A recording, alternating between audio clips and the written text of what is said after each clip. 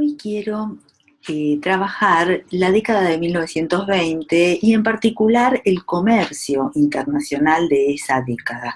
Un comercio caracterizado por el multilateralismo. Y quiero hablar también de la participación de Argentina en ese comercio. Voy a compartir con ustedes unos esquemas, una presentación, una pequeña presentación.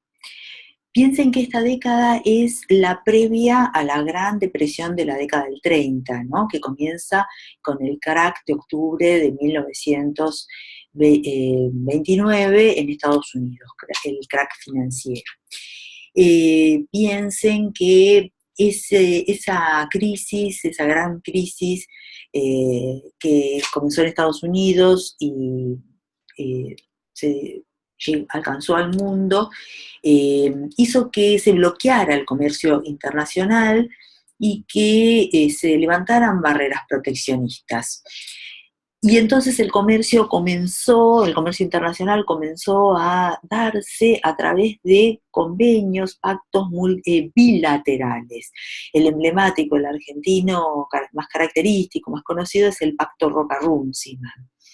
Así que esta es la década previa, justamente, la década donde el comercio era muy diferente, era bilateral.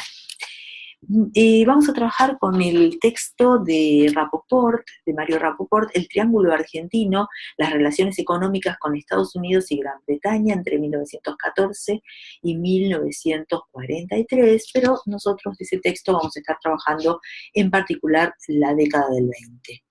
Es un artículo que es publicado en el libro Economía e Historia. Fíjense, en primer lugar, el esquema de comercio triangular que plantea Rapoport consiste en un triángulo de tres vértices. Uno está integrado por Estados Unidos y Europa continental, países que proveían al mundo de productos manufacturados y maquinarias con tecnología más moderna. Aquí estaban, este vértice representa a las potencias en crecimiento, surgientes, ¿no es cierto? Nuevas potencias que justamente al ser nuevas tenían tecnología más moderna y tenían rubros de artículos nuevos. Por ejemplo, materiales o artículos eléctricos, ¿no es cierto? Entonces, rubros más modernos, tecnología más moderna. A diferencia del otro vértice en el que estaba Gran Bretaña, la antigua potencia hegemónica, por largas décadas hegemónica, así que, por lo tanto, la tecnología con la que operaba era tecnología más antigua. Y proveía al mundo de manufacturas textiles, o sea, productos terminados, finales, manufacturas textiles, acero, hierro, carbón, y también proveía al mundo de capitales, porque justamente como una potencia antigua, era una potencia que había podido acumular capitales, ¿no es cierto? Así que proveía al mundo de esos capitales. Y en el tercer vértice estaban los países agrícolas, como India, Australia, China, Japón, que proveían al mundo de productos agrícolas. Fíjense que Argentina no participa de este esquema triangular que plantea Rapoport.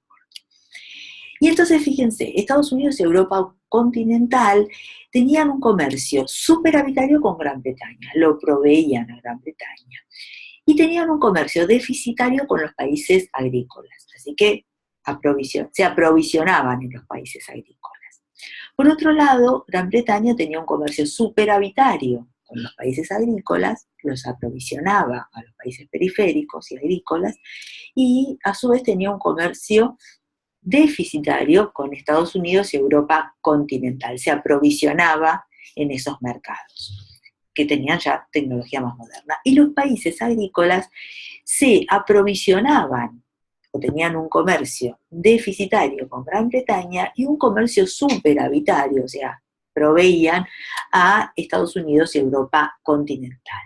Así que fíjense que este comercio multilateral, característico de la década del 20, era sostenible en el tiempo, era consistente, porque aquello que necesitaba Gran Bretaña para pagar su déficit comercial con Estados Unidos y Europa continental, lo obtenía del comercio superavitario con los países agrícolas. Y aquello que necesitaba Estados Unidos y Europa continental para pagar su comercio deficitario con los países agrícolas, lo obtenía del comercio superavitario con Gran Bretaña. Y por último, los países agrícolas también podían sostener su déficit comercial con Gran Bretaña porque obtenían los fondos necesarios o solventaban ese comercio deficitario con Gran Bretaña gracias al comercio superavitario, a las divisas, a los cambios que obtenían del comercio con Estados Unidos y Europa continental. ¿Cómo estaba Argentina en ese mundo multilateral?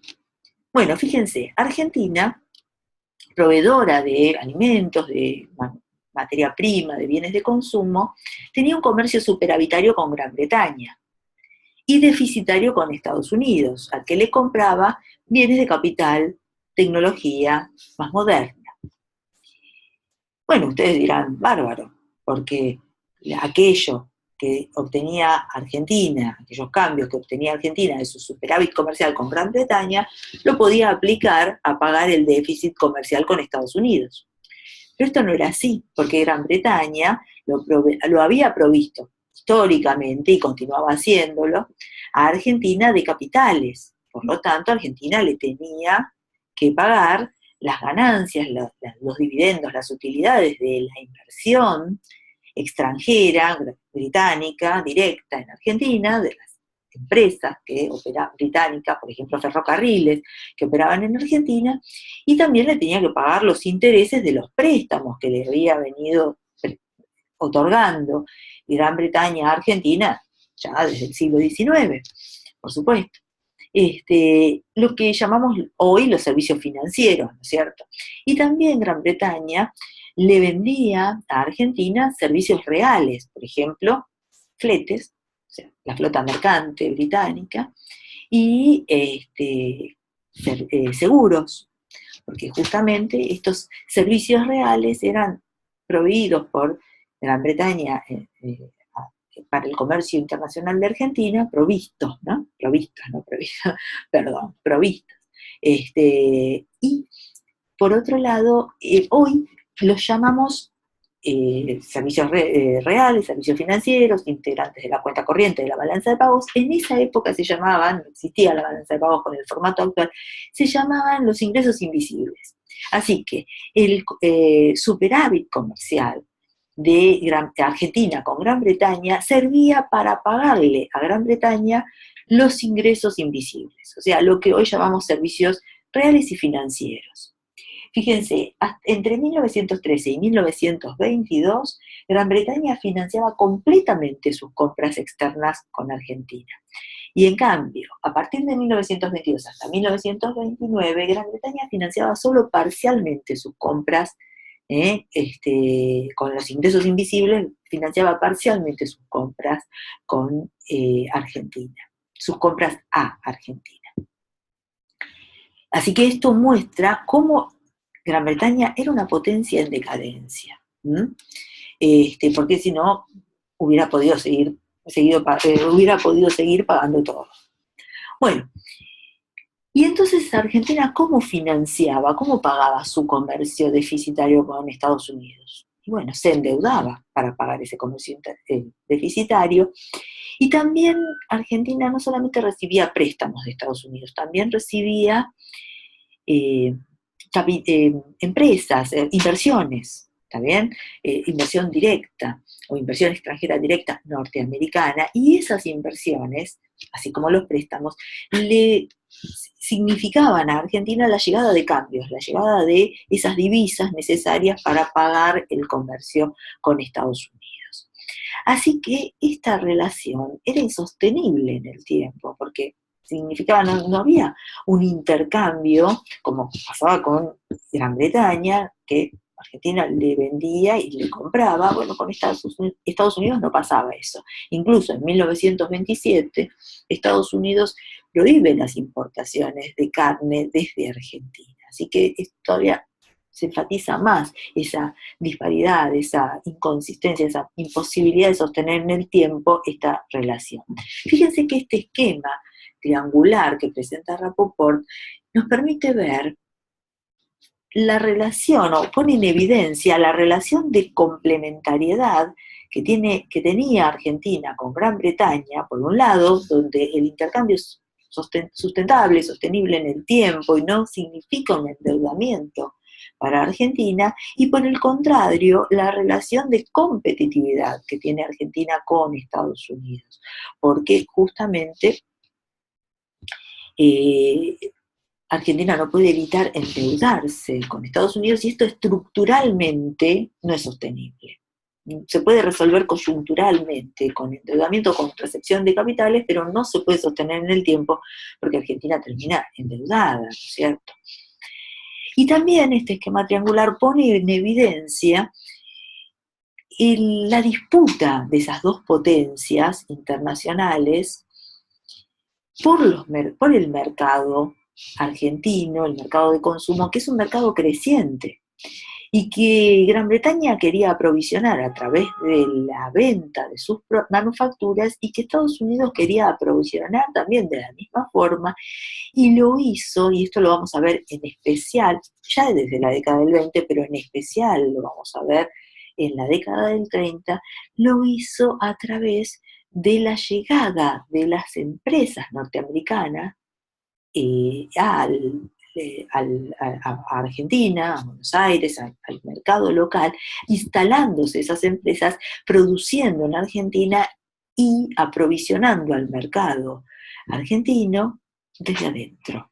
En lugar de tener que importar esos productos, venían las empresas norteamericanas, se localizaban en Argentina y producían para los argentinos. Entonces, en lugar de importar, se instalaron y eran proveedores locales. Pero justamente la llegada de capitales norteamericanos entonces reforzaba la importación desde Estados Unidos, porque si viene Ford, por ejemplo, se instala en Argentina, luego necesita importar los insumos de la tecnología y los insumos desde su país de origen, entonces es mayor el comercio de Estados Unidos con Argentina, son mayores las importaciones. La llegada de capitales es funcional al incremento de las importaciones desde Estados Unidos, refuerza ese comercio deficitario, ¿no es cierto? Que Argentina no puede sostener en el tiempo, sino con endeudamiento. Bueno, muy bien. Para ir terminando, vamos a ver esta lista de empresas que llegaron a Argentina. Fíjense, yo quiero hacer hincapié en la década del 20, pero vemos algunas ya en la década del 10, y en la década del 20, miren, General Electric, Pirelli, Standard Oil, y continúa la lista, Ford, General Motors, Parque Davis y compañía, Crush, Coca-Cola, Colgate-Palmolive, Otis Elevator, refinerías de maíz. Bueno, y esto continúa en la década del 30 y ya vamos a ir a trabajar esas épocas, pero quería hablar un poquito y trabajar el triángulo comercial. Muchas gracias.